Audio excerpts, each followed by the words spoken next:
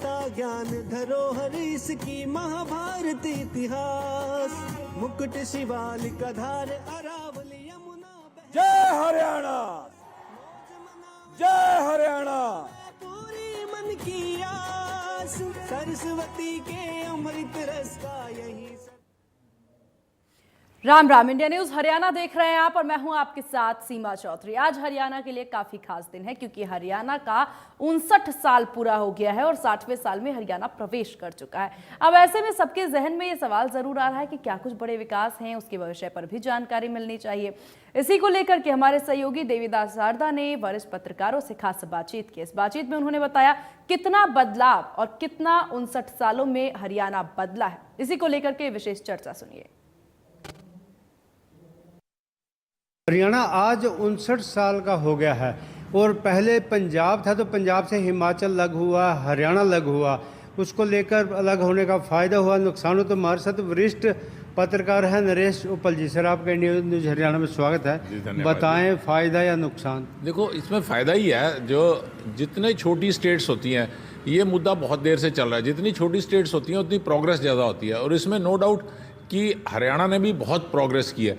आज देखो, पंजाब से अलग होकर पंजाब, बल्कि मैं कहूँगा पंजाब उतनी तरक्की नहीं कर पाया जितना हरियाणा, और हरियाणा के पास तरक्की कर गया जितना हरियाणा के पास था ही क्या।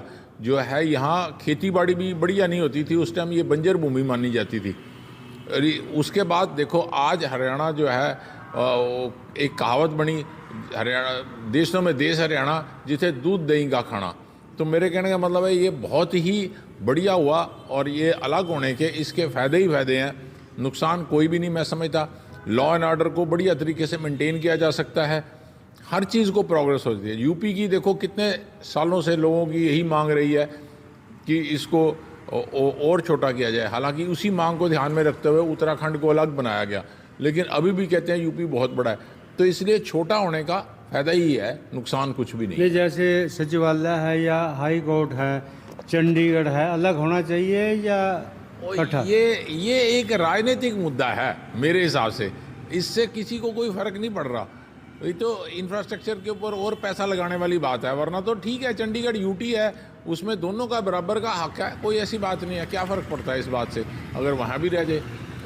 जितना इंफ्रास्ट्रक्चर पे और पैसा खर्च करेंगे वो उसको किसी और प्रोग्रेस में लगाया जा सकता है। इसलिए मैं नहीं इसको मानता कि ये अलग करना चाहिए।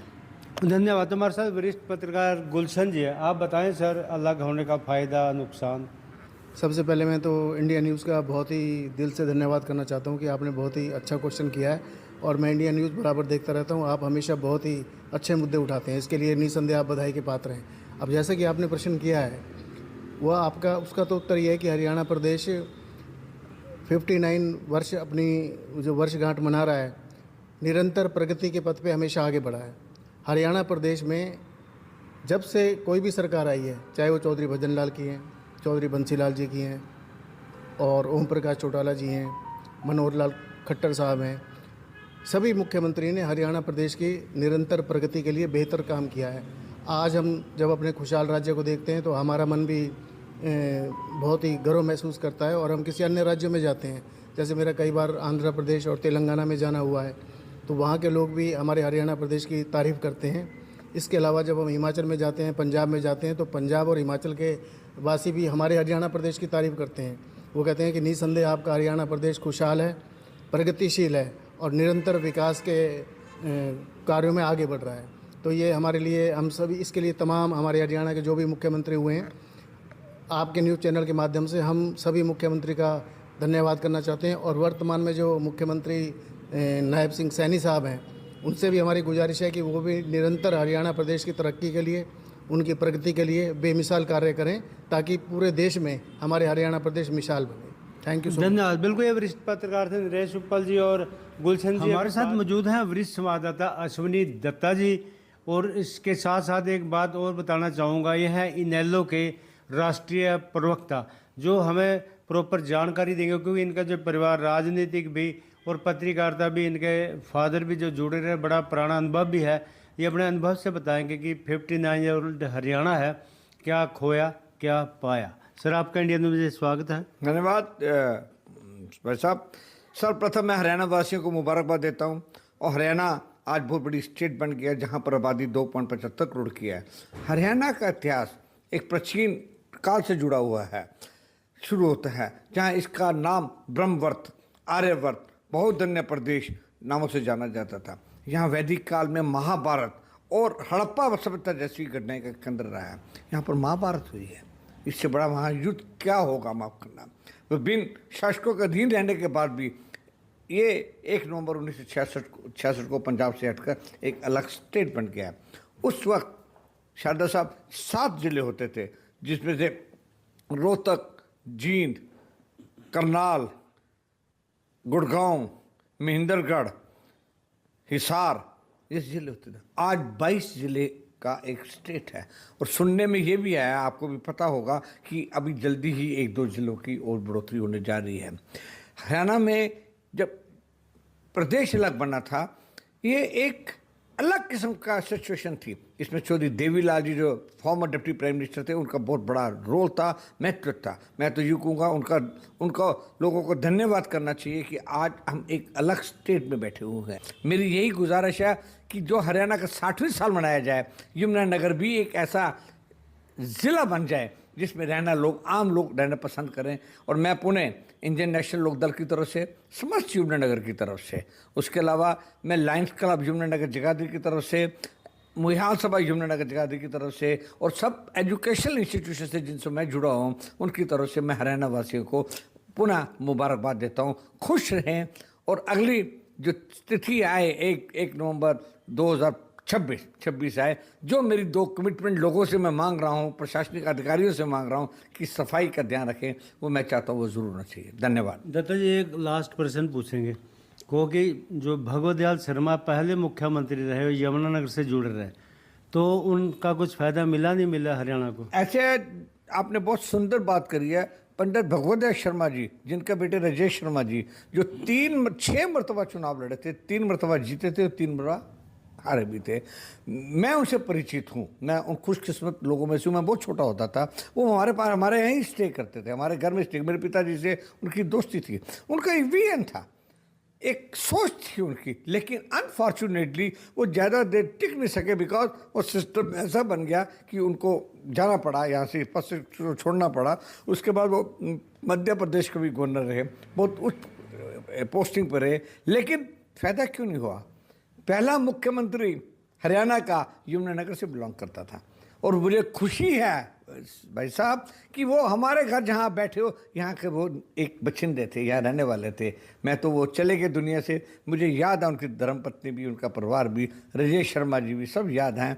वो उनका बहुत फ़ायदा हुआ है, क्योंकि जब भी ये पॉलिटिकल सिस्टम था, वो यमुनानगर थे, यमुनानगर की अगर ये 5-4 साल वो रह जाते तो यमुनानगर भी एक ऐसा मैनचेस्टर बन जाता, जैसे कि बेसिकली दुनिया का खूब बड़ा शहर बनता। धन्यवाद। अभी आपने वरिष्ठ पत्रकार को विचार सुने, उनका यही कहना था कि जिस तरीके से पंजाब से हरियाणा अलग हुआ, हिमाचल अलग हुआ, क्योंकि हरियाणा का भौगोलिक स्थिति ऐसी है, क्योंकि दिल्ली के साथ लगती है, एनसीआर का, केंद्र का भी यहाँ फ़ायदा मिलता है, तो इस वजह से हरियाणा आज कहा जा सकता है कि हरियाणा पंजाब से भी आगे। हालांकि हरियाणा पंजाब का छोटा भाई है, लेकिन छोटा भाई पंजाब से आगे जा चुका है। यमुनानगर से देवीदास शारदा, इंडिया न्यूज़ हरियाणा। और सरकार हरियाणा दिवस के अवसर पर प्रदेश की महिलाओं को बड़ी सौगात देने वाले हैं, जहां आपको बता दें कि वो बड़ा तोहफा जो है आज सरकार के द्वारा दिया जा रहा है। दीनदयाल लाडो लक्ष्मी योजना की पहली किस्त आज महिलाओं के खाते में डाली जाएगी, और इसको लेकर हमारी टीम ने हिसार की महिलाओं से खास बातचीत की है। सुनिए प्रतिक्रियाएं। हरियाणा दिवस के उपलक्ष्य पर सरकार हरियाणा की महिलाओं को एक बड़ा तोहफा देने जा रही है। 1 नवंबर के अवसर पर सरकार लाडो लक्ष्मी योजना के तहत हर महिला को 2100 रुपए की पहली किस्त जारी कर रही है। इस योजना को लेकर महिलाओं का क्या कुछ कहना है, बातचीत करेंगे।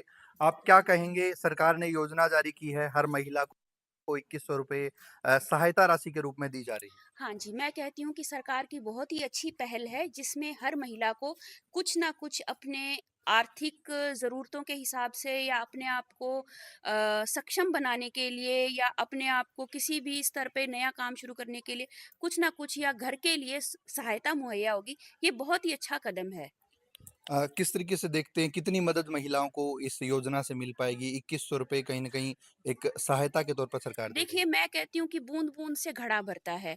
चाहे ये शुरुआत आप किसी भी स्तर से कह दीजिए, लेकिन बहुत अच्छी शुरुआत है और धीरे-धीरे करके महिलाओं को ये कह दीजिए कि अगर 2100 रुपए हिसाब से 5 महिलाएँ भी अपना इकट्ठा समूह बनाकर भी किसी नए काम की शुरुआत करेंगे, तो वो अपने आर्थिक स्तर को ऊपर बढ़ाने में उनको बहुत मदद मिलेगी।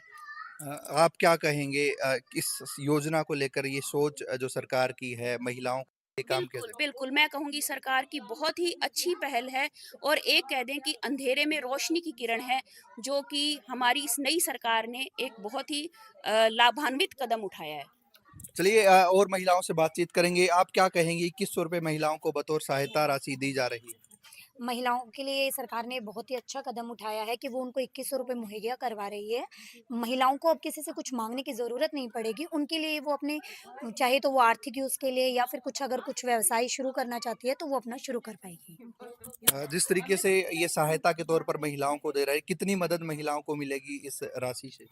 महिलाओं को तो वही है ना थोड़ा भई अब जिसके पास बिल्कुल भी नहीं था, अब उन्हें 2100 रुपए मिल रहे हैं, तो उनके लिए तो ये बहुत अच्छा रहेगा। चलिए बिल्कुल बातचीत करेंगे। क्या कहेंगे महिलाओं को ये 2100 रुपए सरकार देने जा रही है सहायता के तौर पर? बहुत अच्छा भैया, सरकार ये बहुत अच्छा काम कर रही है। महिलाओं को बहुत मदद मिलेगी, इससे कुछ भी काम कर सकती है अपना शुरू। बहुत अच्छा है।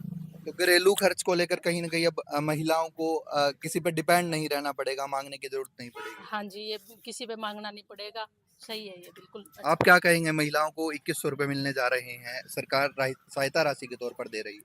सरकार बहुत ही अच्छा काम कर रही है भैया, ये 2100 रुपए देने के लिए। क्या करेंगे 2100 रुपए आपको मिलते हैं सरकार की तरफ से, कितना मदद हो पाएगी सर? किसी के आगे हाथ फैलाने की जरूरत नहीं है, महिलाएं कुछ भी काम कर सकती है अपने पैसों से। चलिए बिल्कुल साफ तौर पर महिलाओं का ये कहना है कि उनकी जो निजी ज़रूरतें हैं, उनको लेकर किसी से माँगने की उनको ज़रूरत नहीं पड़ेगी, किसी के आगे हाथ फैलाने की ज़रूरत नहीं पड़ेगी और महिलाएं चाहे तो इकट्ठे होकर इन पैसों से अपना कोई न कोई काम भी शुरू कर सकते हैं। कैमरा पर्सन बिंदु के साथ कुलदीप सिंह, इंडिया न्यूज़, हरियाणा। और चलिए आपको ग्राफिक्स के जरिए बताते हैं लाडो लक्ष्मी योजना पे क्या कुछ खास मिलने वाला है। तमाम जानकारी ग्राफिक्स के जरिए एक एक करके आपको बताते हैं। तो लाडो लक्ष्मी योजना 2100 प्रति माह 25 सितंबर से ये लागू हुआ। तो लाडो लक्ष्मी योजना से जुड़ी हुई तमाम जानकारियां ग्राफिक्स के जरिए 5000 करोड़ का बजट जो है वो 1 नवंबर को पहले किस्त जारी की जा रही है।